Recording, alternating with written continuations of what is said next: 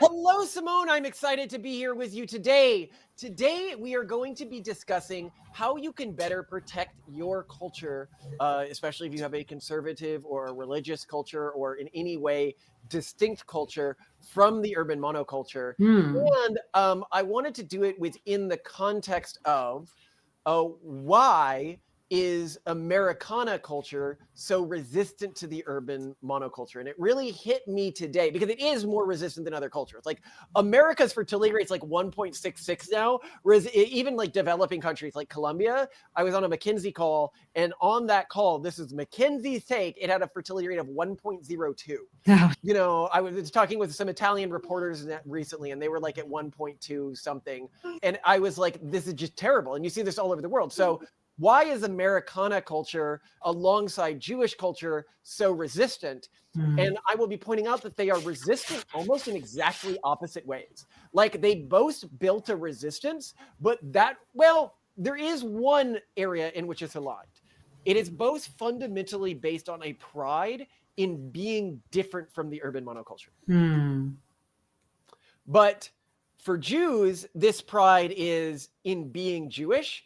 In Americana culture, this pride is in upsetting the urban monoculture, basically in upsetting anybody who tells you what to do or who to be. That is the core of it. And I see it, represented in things like truck nuts. And where this was handed, no, it is like, what's more like Trump or like real red state? Let me explain this because I didn't see them until my adulthood.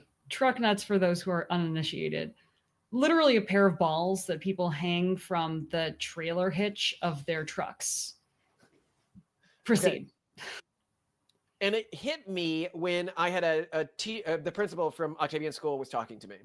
And he's always getting in trouble at school because he does things that he's not allowed to do, like make poop jokes, make fart jokes, make guns with his hand, and the school is just apoplectic about all of this.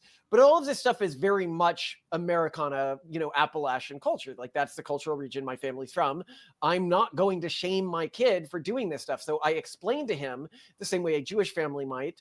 This type of behavior is for home, and out in the world, you can't do this type of behavior. But what's really important about what I'm doing here is so many cultures, when they realize that they can't do something at school, when they can't do something out in the world, they make bans against it at home to make lives easier for their kids out in the world. But they maintain bans at home that they expect to also carry out into the world, i.e. maybe a ban on being slutty or a ban on same-sex marriages or something like that, right? Don't. It's all about sacrificing. Don't, because they're okay with adding don'ts, but they're not okay with painting permissions that are unique to their culture. And so they're inadvertently taking away amenities.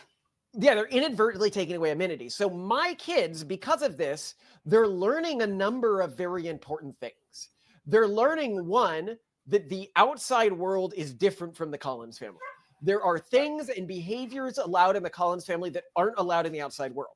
But two, they're immediately having, with the very first ways where they see the outside world is different than our family's culture, see it as more restrictive, more authoritarian, and more controlling.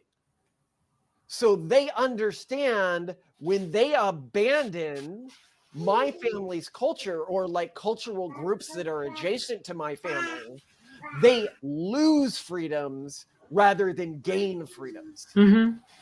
And this is core to the way Americana culture has fared so well against the urban monoculture. It highlights throughout it the additional freedoms you have by being a part of that culture that they do not have.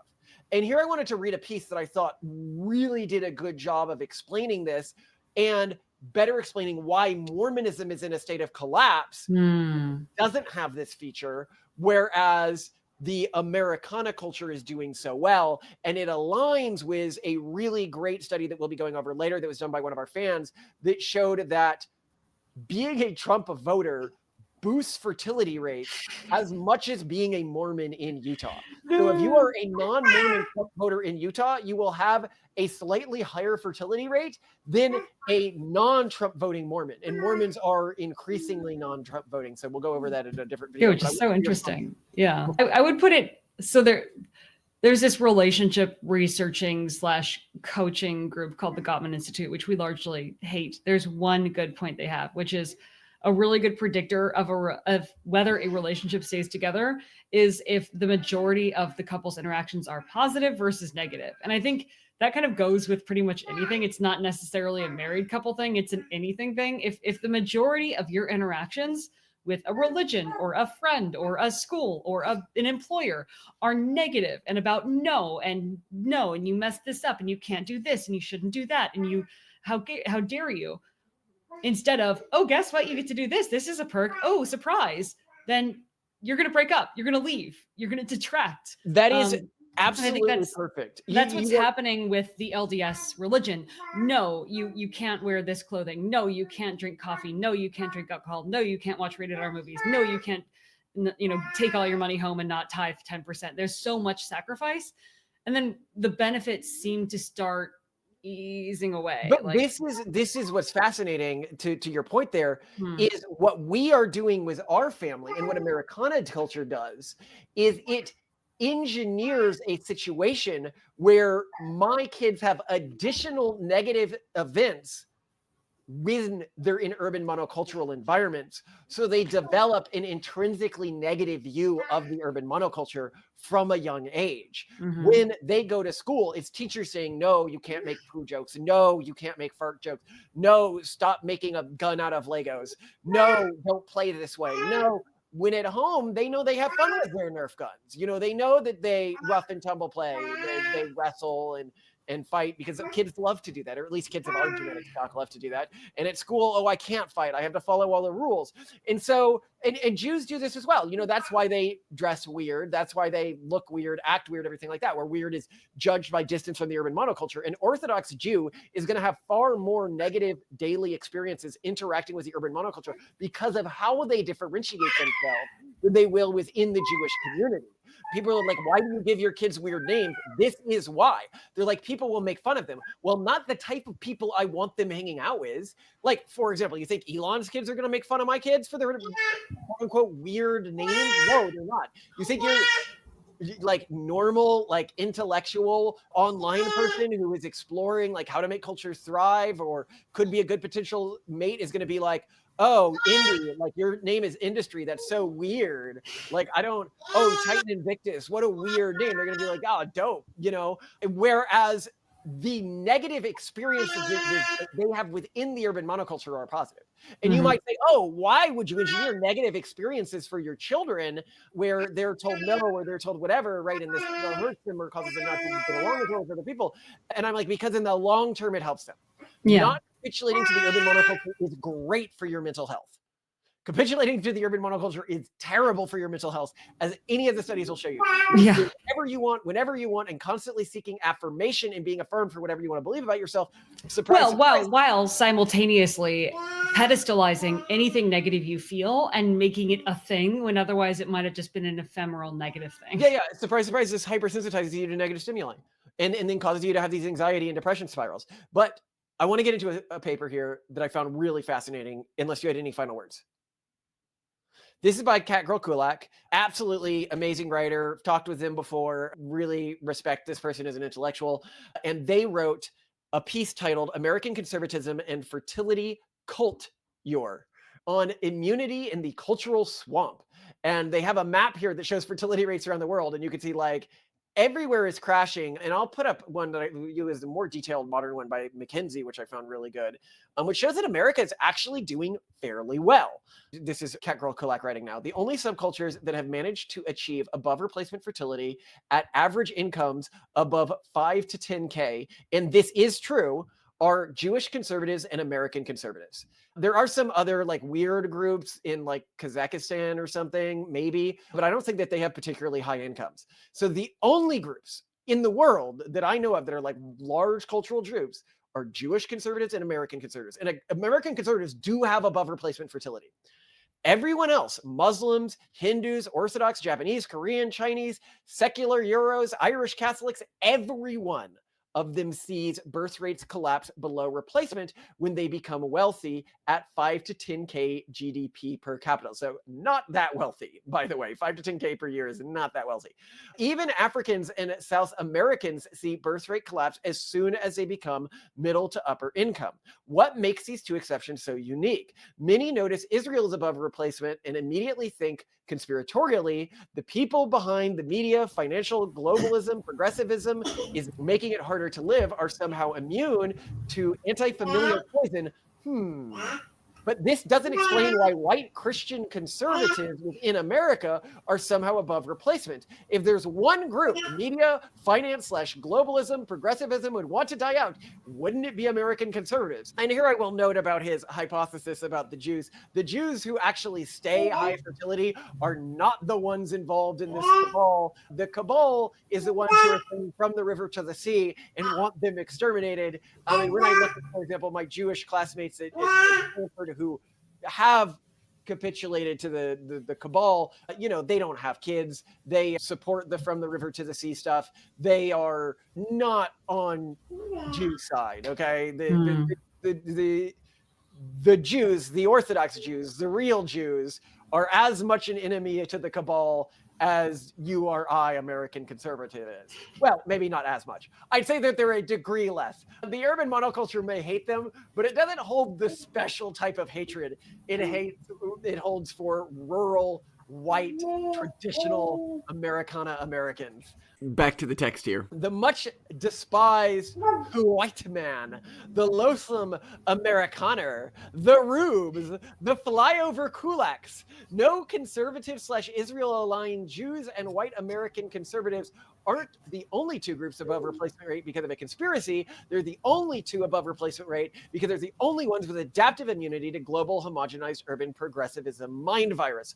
All cultures around the world, as they've developed, partially due to American empire, partially due to the logic of globalization, have adapted the same Anglo-inspired monoculture more or less. Equality between, he agrees with us, equality between sex, dual income household, urbanization, contraceptions, extreme educational investment during traditional marriage years, not getting married until financially established, which now only happens in your 30s when you're already well past prime child years. Even Iran hasn't not been immune to this, despite the heroic and divinely guided effort of Supreme Leader Khomeini.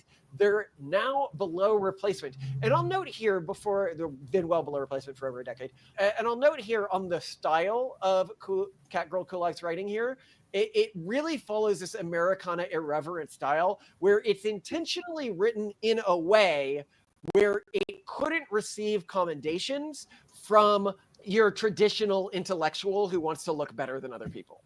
You know, he'll make jokes about Jewish people. He'll make jokes about like the Americaner. He'll write in a way that is grammatically more fun. So when he has to choose between writing in a fun way and writing in a way that is, I guess I'd say like status seeking, he chooses the fun way. You also see this with people like Bronze Age pervert who have risen within the new right. And that's because the new right and the new right intellectuals fundamentally recognize this. It is through showing that we are not interested in signaling to the traditional intellectual class that we can validate our authenticity among this new community. The only peoples who are immune to this cultural virus are those that have been exposed to it since its inception, i.e. the conservative cultures who've been resisting Anglo-monoculture for 100 years. Conservative Jews fought to resist modernizing liberal monoculture as conservative Christians and the Amish. Notably, Mormons would have once been on this list as well, but their fertility has fallen off a cliff in the last 5 to 10 years. And I can actually identify the culprit for why their fertility finally fell off a cliff. Oh, really? And I agree with this thesis. Okay. Mormonism is a culture that is always on the outside of mainstream American life, but always wanted to be at the center. Mormons had Um, historically suffered great persecution and suspicion at the hands of the American state and culture, but always aspired to be the quintessential American religion. All of their founding events, revelations, religious mythology were set within America, and they always saw their faith as something that should be Americana. Even the Mormon earnest salesman, proselytizer, teetotaler, hard-working, go-getter, huckster attitude is quintessentially American, and he's absolutely right about this. And tragically, they tried to make America love them back.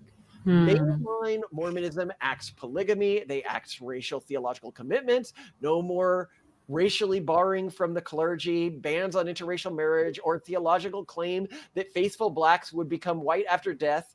And faithfully, they sought out religious protection / recognition and then sought to work within the US government.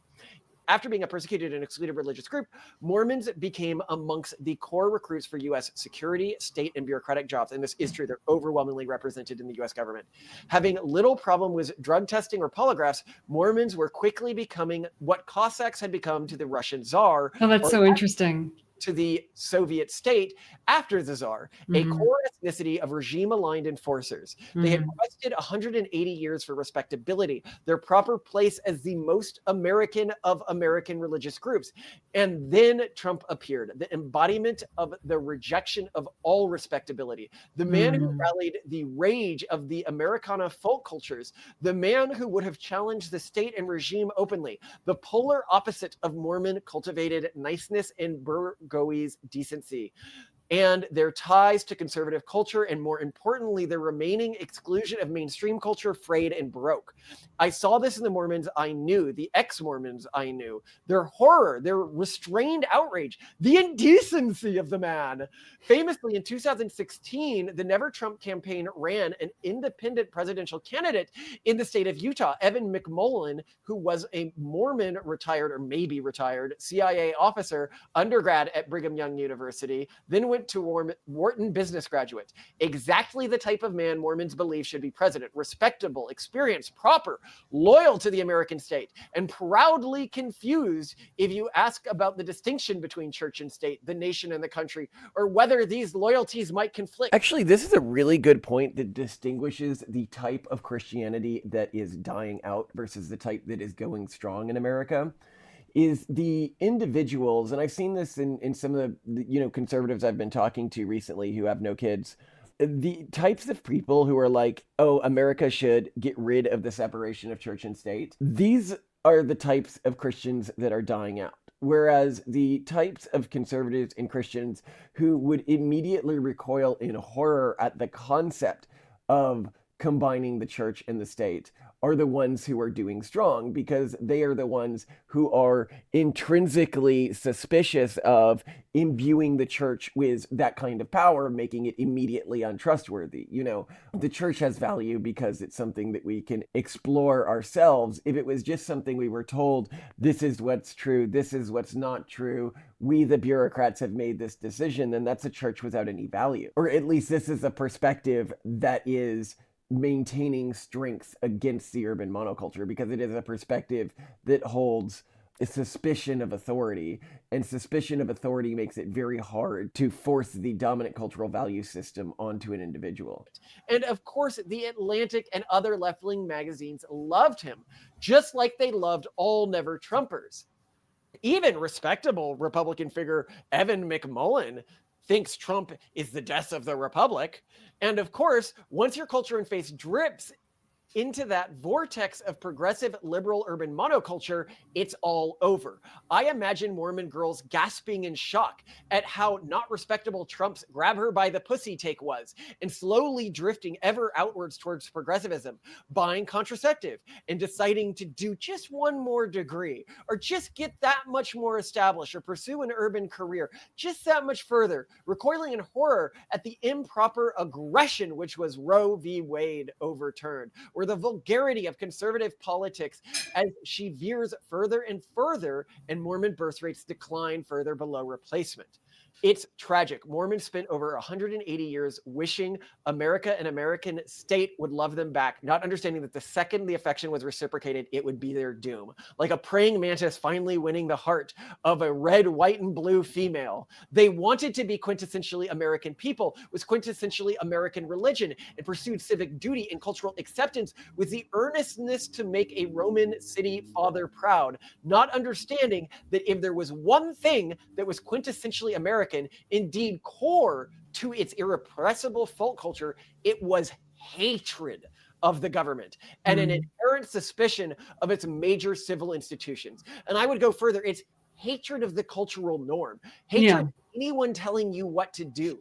And this is fundamentally what individuals like Matt Walsh will never understand about the standard American conservative when he makes fun of things like anime, when he makes fun of things like gooners, when he makes fun of things like video game players. If he's out there doing this, hey, I have the back of what's respectable and normal, and you guys are weirdos. America has always been about the weirdos. That is fundamentally, it is us pissing you off that certifies our validity as Americans, because I don't give a what you think about me. Yeah. And people like that think about me. And that's how people know, and other Americans who are raised within the Appalachian American folk culture know, the one that's maintained a high fertility rate, know that I'm legit or based or whatever word you want to say, whereas you are fundamentally a cuck-servative. You may signal more to what you think of as standard conservative values, but you sold out the one thing that makes us quintessentially American, which is respect for the person who bucks the system and fights against authority. And that's also what Mormons didn't contain. And this is why individuals like Matt Walsh are part of the group of conservatives that are going to be outbred and washed out with the urban monoculture. In the same way that like pus leaves a wound after all the antigens. Oh, good God. Now, mainline Latter-day Saints is going the way of American Presbyterianism without even the whiskey to hold on to. And he has a graph here showing them disappear. Conservative Jews, and particularly Orthodox Jews, persist because their culture has existed in the urban cultural cores of the most advanced countries and adapted themselves to maximally alienate the faithful from that culture. The obsessive rituals, the bizarre, maximally garish haircuts of a style reminiscent of Mongolian warlords and punk rockers that ensures one cannot switch clothes and choose to blend in for an afternoon or a trip on the town. The intense ritualization of male/female interaction. Everything exists to break the possibility of true cultural interface with the surrounding culture. Of course, if one looks at fully secular Jews, inevitably urban, outside Israel, they fall below replacement immediately. Often their kids and grandkids even lose knowledge of their culture, being surprised they're quote unquote Jewish, only adopting the identity like so many post-Soviet Jews. Many only meet the vaguest definition when they see economic opportunity in Israel. This Orthodox Jewish purposeful alienation, this embracement of cultural alienation, the cringe of a genuine cultural gap, a gap that can only be surmounted by betrayal, that is what maintains a culture. And he is absolutely right about this. You have to be cringe to have vitalism. And truck nuts are like, I love this as a symbol of traditional Americana. Because oh my gosh. Cringe. It is gooner. It is not this part of American culture. This new right was always there below with the foot on them of the theocratic, aristocratic right that many of these individuals like Matt Walsh represent, that wanted to impose their culture on other people.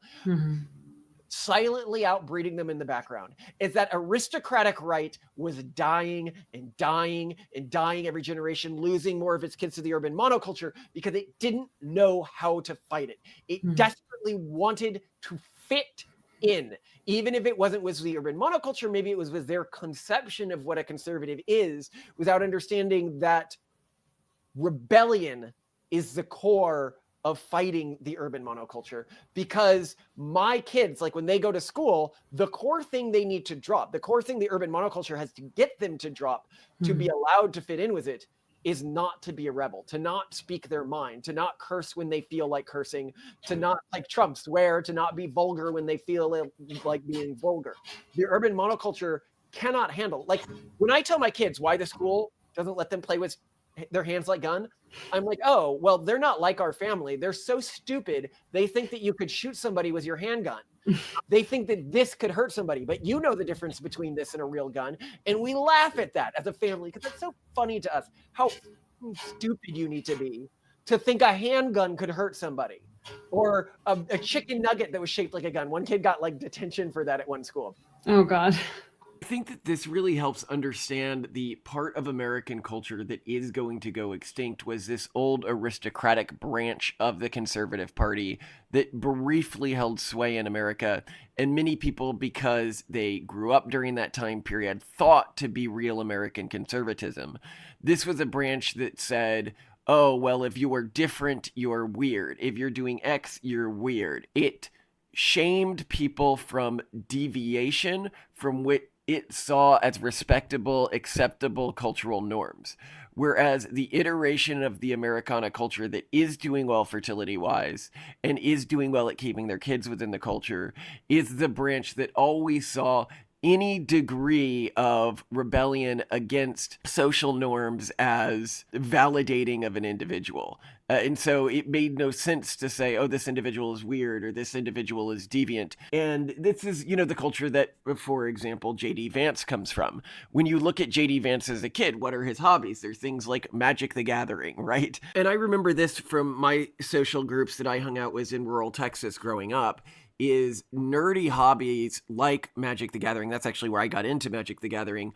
Those were the communities that were often most into them. Those were the communities where if I wanted to jump into, whatever sci-fi I was watching those days, whether it was Stargate SG-1 or Farscape, that those kids would be the most likely to be up to date on those shows. Whereas I wouldn't expect that if I was talking with like the city Catholic conservatives. J.D. Vance, he is the type of person who, if he was growing up today, would be an anime nerd. The hobbies which are seen as othering are the hobbies that this category of conservative is drawn to. Consider something like the MLP fandom. That's the My Little Pony fandom getting its start on 4chan, which is a conservative bastion. It was specifically a way to attack the normative culture within 4chan because, okay, now we've normalized to this attack everything culture. Well, let's choose something garishly wholesome to be the new sign of rebellion.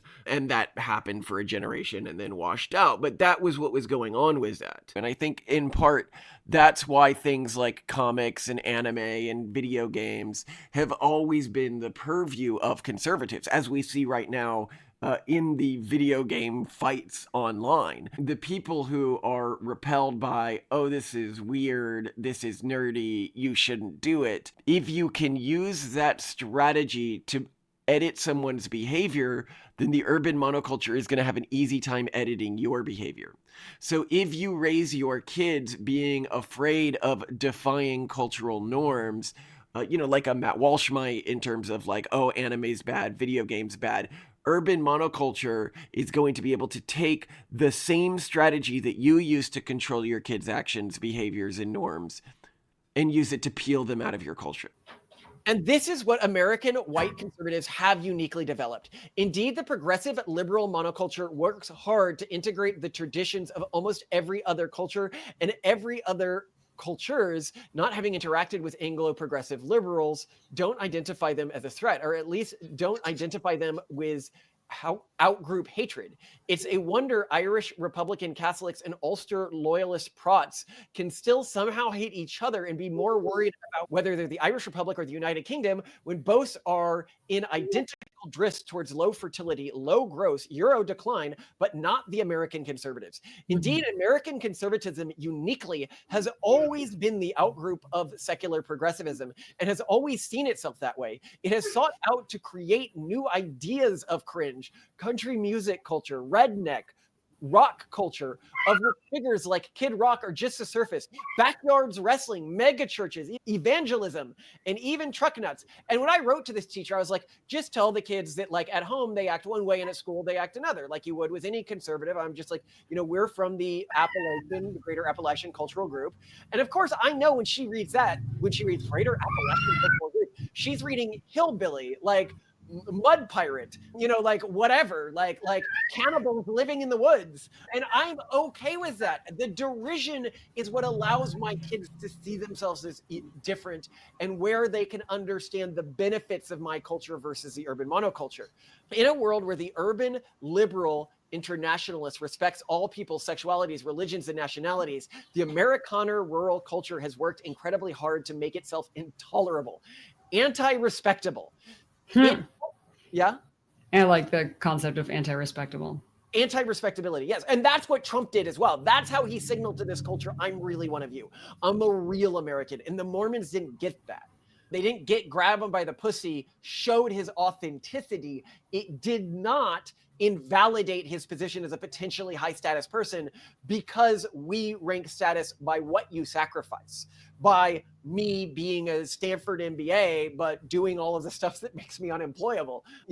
I could have gone their route. I had the chops to go their route, but I would rather be authentic than that. And authenticity is shown publicly through what I'm willing to sacrifice. I mean, look at our podcast. It's not that popular. It's pretty popular, but it's not that popular. It's certainly not paying our bills, but it prevents us from raising another round, right? It helped the heart of the globalist culture comprised of their direct, immediate international political enemies, that they have the animus to differentiate themselves, but the wider cultural ethos cannot be ignored. There's no reason the second American culture couldn't have been equally anti-natalist in its effects. Instead, American conservatism exhibits culturally the adaptive traits one observes in the groups of parasite and disease-heavy corners of the world, just as the natives of various jungles exhibit unique resistances and immunities to many of the diseases and parasites found there, often allowing them to survive uninvaded until the 19th to 20th century. So too do American conservatives. Natives of the disease-laden American cultural jump exhibit a unique immunity to its most devastating mimetic disease. If you're a member of European or East Asian or Persian culture trying to improve your birth rates, one could do worse than start trying to import the Americana folk culture that global urbanites despise.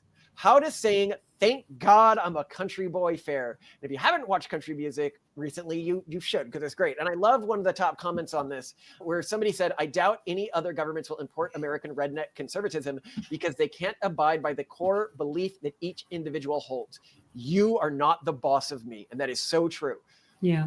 And it doesn't matter who you are. A group of people who hold that belief make poor serfs to be ruled over, but productive businessmen. Now, I will note here that this group fundamentally is at odds with what Mormons have, because they have the central church hierarchy. So there's always, you're never supposed to say, well, who are you to tell me this? In the same way we treat religion. Yeah, the Mormon church is super, super hierarchical. And I think that's another element that you haven't really thoroughly discussed here, which is sort of the fundamental structure of the predominant religion of these different groups. That Judaism is not a monolithic thing. Like, there are all these sub-communities and all these different sort of rabbis and different groups. It is not a centrally ruled hierarchy. In fact, it's very much, as we discussed in other episodes, a huge meritocracy, where if you are smarter, if you are cleverer, if you can learn the sort of the knowledge and the memes better, and you can debate better, you can get to the top of the hierarchy. There is no like, you got to work your way up, or this isn't your place. If you point out other people are wrong, and you can back that up with argument, that you get status. You get status. Yeah, you are celebrated for being anti-establishment. You're celebrated for questioning the status quo, and the similar thing exists for the backwoods people who are this combination of Calvinist, which in itself is a religion that's quite anti-establishment, at least vis-a-vis the Catholic Church, but also like these warring clans from Ireland and Scotland, which were also very independent and very sort of competitive with these blood feuds. So you have to have this lack of centralized hierarchy, whereas I think it's very difficult to be a Mormon and to pull rank, because you just can't. Well, Even when you're like a it- really high status person like Mitt Romney, you're just given more and more responsibilities. You're given more and more work by the hierarchy of the church. And in fact, you lower your status was in Mormonism by, I was talking with a Mormon recently, and they were talking about the cultural taboo they have against what they call deep theology, which is like getting into like the real nitty gritty, deep stuff of like continued human, I forget the word here. A great example of this is the concept of eternal progression. I have literally had 2 different Mormons tell me on opposite sides of this issue, one arguing that no, humans don't eventually become gods, and the other arguing that humans do actually become gods. And both of them told me that no other Mormons actually had the opposite belief, and that it was actually a super fringe belief. And they both 100% believed this, had gone on missions where they were around other Mormons the entire time, blah, blah, blah, blah, blah. Just in case you're wondering like what the actual breakdown of who believes what in the Mormon community, I decided to ask Claude to see if I could get a straight answer on this. And it says the traditional literal interpretations, humans can become gods in a literal sense, perhaps 30 to 40% of active members, more common among older generations and those with multi-generational Mormon heritage. Metaphysical interpretation, becoming godlike but not literal gods, perhaps 25 to 35% of members, more common among younger college-educated members. Downplaying / uncertainty, view it as speculative or non-essential, perhaps 20 to 30% of members, including many converts, and less doctrinally focused members, and then unaware of the doctrine's historical importance, perhaps 10 to 15%, more common among new converts, or those in international areas with less exposure to Mormon theological history. And I find this really fascinating, like, that such a major part of this isn't like a small thing. Like Mormons will be like, oh, we don't focus on the mysteries, like it's not important to debate. I can maybe understand all of that. But this is like the core thing of what happens to you after you die. There could be such diversity of beliefs about this, and yet Mormons would not perceive this diversity of beliefs. 2 really interesting quotes from a Mormon fan of the show that I was talking to about this that I'd read here. And this helps understand where Mormons draw the delineation about the type of stuff you're not allowed to talk about. Mormons are very anti-mysticism in general and don't like strange ideas. The difference between Jews and normal Anglos was coming up with cool new theories and interesting ideas is like the same distance as normal Anglos was LDS, as in ideas relating to the non-material world are taboo. Let me make that distinction again. Any idea that can't be explained by science is taboo.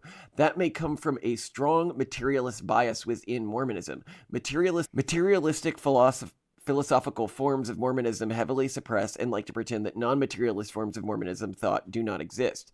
And this really helped me when I read that to understand the things you're not allowed to talk about or not encouraged to talk about within Mormonism. I was even asking AI this. I'm like, if you're on like a Mormon mission with someone, like what are they talking about if not philosophy or debating the doctrine? Because like if I was stuck, given my culture, on a mission with someone and it was focused around being religious, the core thing I would be doing is debating religious philosophy. And apparently that's like specifically called out as something you're not supposed to do within Mormon mission documents. So they just never talk about these things with each other and thus do not realize their own internal diversity of beliefs. And another thing that he wrote that I thought helps understand why it's considered so heretical for me to point out that there is this diversity of Mormon beliefs to Mormons is, so finally to answer your questions about how Mormons make decisions, they make decisions in unity. Opposition, revulsion, and dissension are taboo. You don't disagree directly to someone's face. Decisions literally don't get made until everyone is on board. Being unanimous is highly prized in Mormon culture.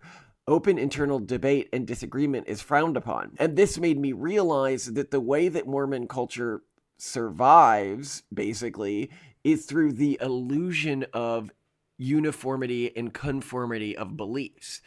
It is important to Mormon identity, the belief that there is conformity and uniformity of beliefs, even though that's not true. And the way that those 2 things are able to exist in conjunction with each other is Mormons just don't talk about the things where there isn't easy and hard proof, whether that is scientific proof or scriptural proof. And that allows them to exist with this illusion in their heads. But because they don't talk about those things actually drift much further apart from each other than they would within a normal religious tradition where they do talk about these things. I.e., even if there's disagreement within mainstream Protestantism, because we're regularly talking about what happens after death and stuff like that, we understand where that disagreement is and how vast those disagreements are. But in Mormonism, because there isn't the same discussion or picking at these particular scabs, people are unaware of where they are. And note here, I asked in AI if there was any other religious tradition in the world it could think of that had a similar sort of taboo against investigating deeper theology of something, and none. Mormonism is totally unique in world history for this. And I would also note that this is totally unique to modern Mormonism. Mormonism used to almost be the exact opposite of this, I'd say pre-1960s, where it had a lot more philosophical, metaphysical, and theological investigation and theorizing than other Christian denominations. But I think out of fear of being seen as weird or individuals within the community who maybe went too far, this taboo began to develop fairly recently, but spread very quickly. And this leads to one of the, strengths of Mormonism is Mormons believe like a huge diversity of things, but they are all, like when I talk to them, absolutely convinced that whatever their personal beliefs are actually really, really common in Mormonism, and that the other Mormons who have the diversity of beliefs are more like out there weirdos. When if you're like me, because I'm really into theology and I immediately start questioning people about their weirdest and deepest beliefs, if they actually asked lots of other Mormons about like their deep theology, they would see there's actually a huge diversity of thought about like basic metaphysical things in Mormonism, like the nature of the soul, what happens after death, everything like that. And I think that if you look at Mormon history, this wasn't the case. So in Mormon history, people would actually rise all the way to prophet by having like really interesting theological ideas. Really? Oh yeah, I think of somebody like Orson Pratt. Gosh, I mean, like the only people I've really heard of as leaders in thought were Brigham Young and Brigham Joseph Young had Smith. crazy ideas. I know, but it was just Brigham Young and Joseph Smith as far as I was aware. Oh no, as a lot of the early thinkers, like when I study Mormonism, I'm typically looking at that for like the Brigham Young and just after Brigham Young generation. That's where it's most theologically interesting to me. But those are the ideas that have been most abandoned by the modern Mormon church in terms of like what they publicly will tell new members, what they do outside of their own internal study, because it's seen as like deep theology or like the weirder stuff, the stuff that really differentiates them from other Christians. And I think that is, if the church wants to survive, it needs to return to deep thought debate being common within Mormonism, because we have exited the era where, you know, Mormons went from this population that was so afraid of being seen as like a weird cult. And even when old people, when they attack Mormonism, they still say that. Young people don't see it as a weird cult, like unless they're like really out of touch with mainstream culture. Yeah. They either see it as normal, like normie to the point of being boring, like not being particularly adventurous, maybe being a bit it's the Disney religion. It's the Disney religion. Yes, the Disney religion, right? You guys could deal with a bit more spice right now in terms of like external views and external people engaging with your ideas, because they're not all terrible. Like the Mormon like weird theology actually is some pretty cool stuff if you get into it. But it's not theologically unsophisticated either. It aligns a lot. I'd actually say, like, when I go to old Mormon theology, when I look at old Mormon theologists, they're as good as like modern rabbis or theology. Wow. Rabbis live in this culture where they're constantly theologically debating and everything like that.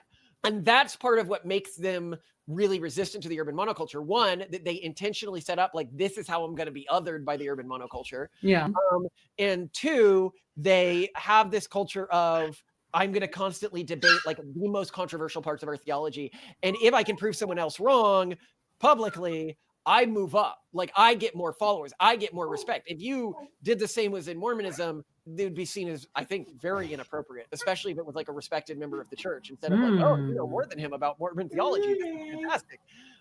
But it's difficult for Mormons to do that today.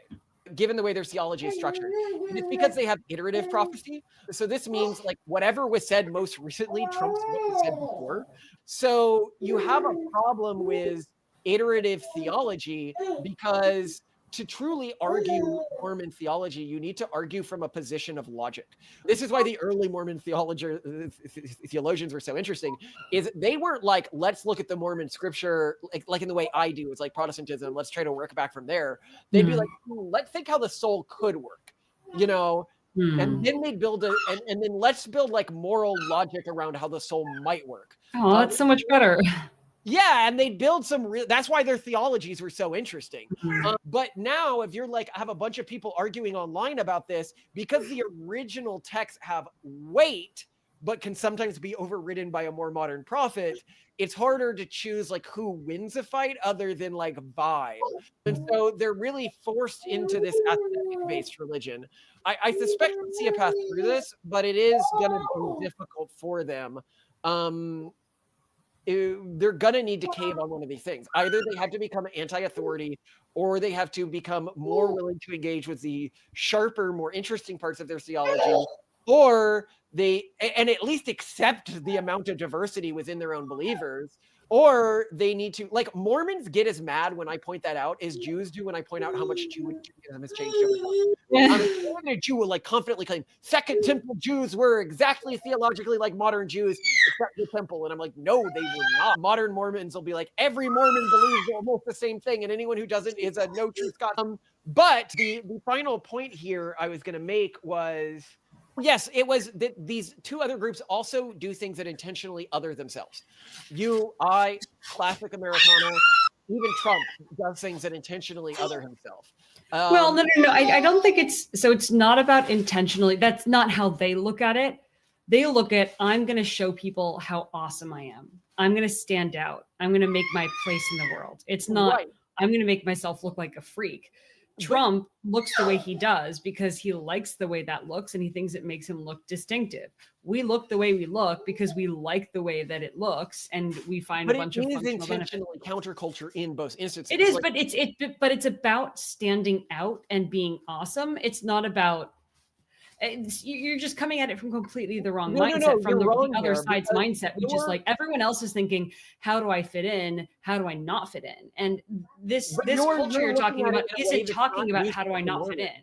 Because how do I not look like these stooges? Yes, but the point I was about to make was that, yes, you're right about the instinct that drives dressing in a way that intentionally causes you to look out of place in culture, create conflicts with that culture. That's how Americana culture motivates it, but there's other ways to motivate that.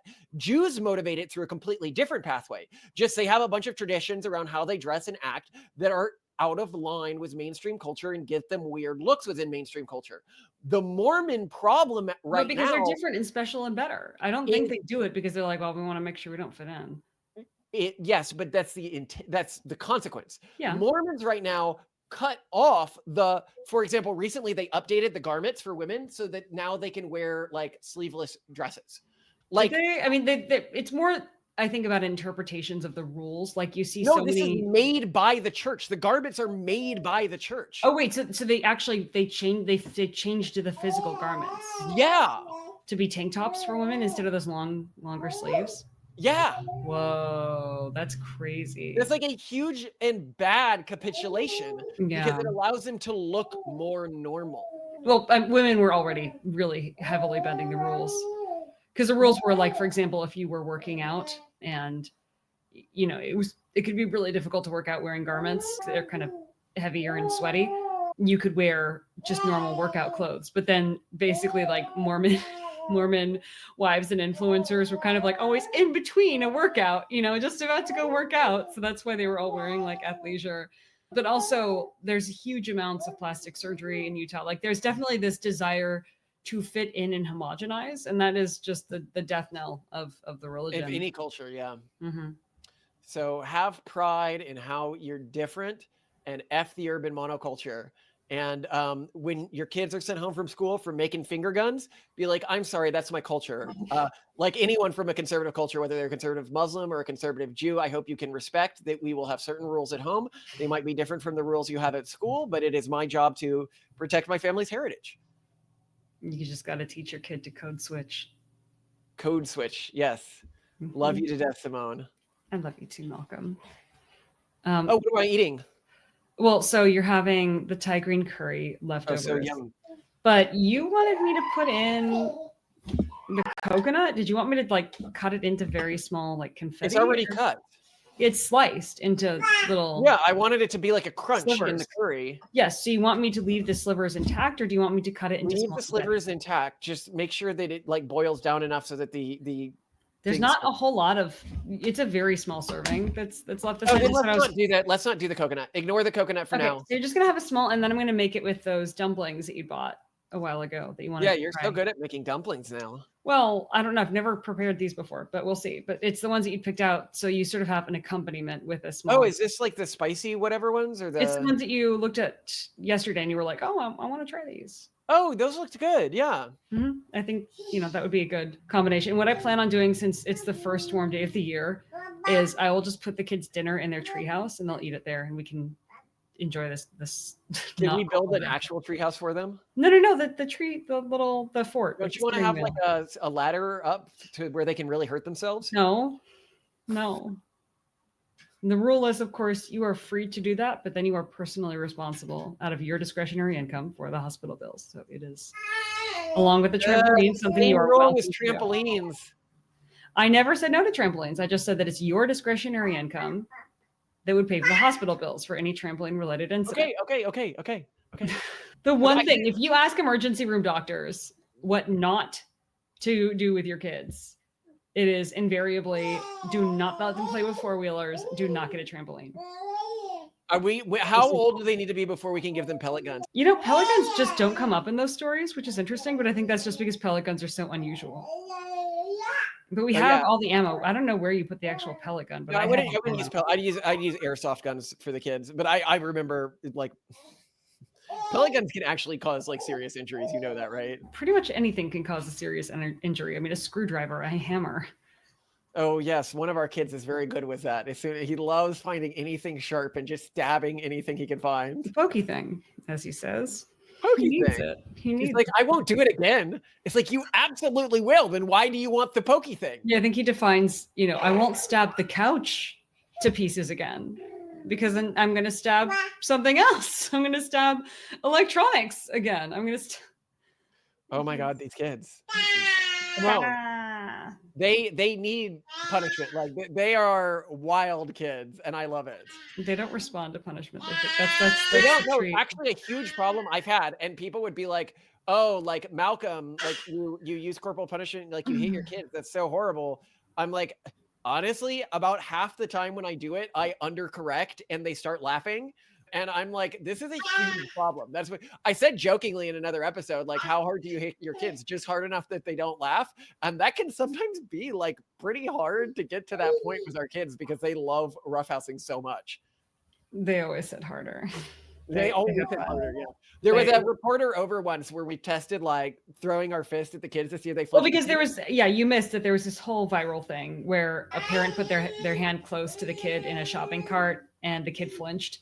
And then the whole internet was like, proof of abuse. And we were with a journalist and we're like, oh, I wonder what our kids are going to do if we like go like this. And they just look at us. They don't move at all. And they just smile and laugh. Well, later in that same thing, I ended up flinching when one of the kids was doing something. Yes, I realized that the kids actually like, well, you were the child in the shopping cart. You were hit me no hold bar. Well, because I want to encourage them to be tough, So when I play fight with them, I never like tell them to like hold back. They don't pull their punches. They don't pull their punches. Yeah, they don't. They're little like monkeys. They can do damage.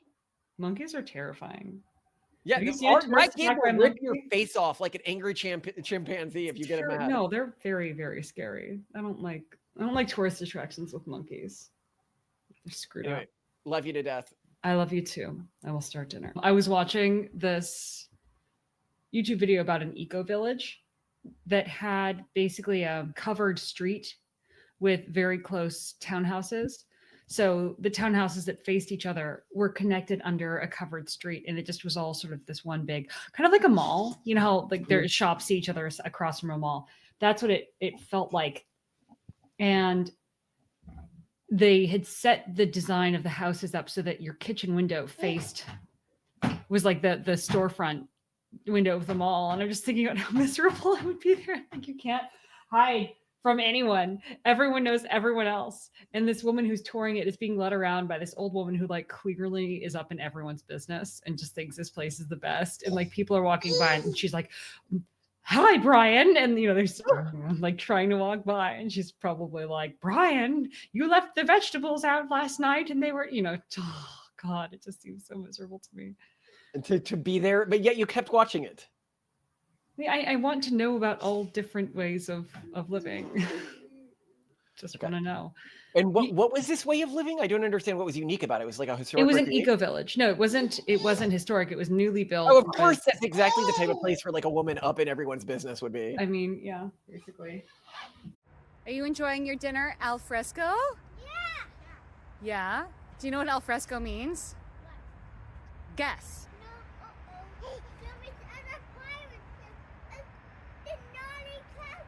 Or is it the Professor Shark? Uh-oh. Wait, who's the naughty captain, Torsten? Am I the naughty captain?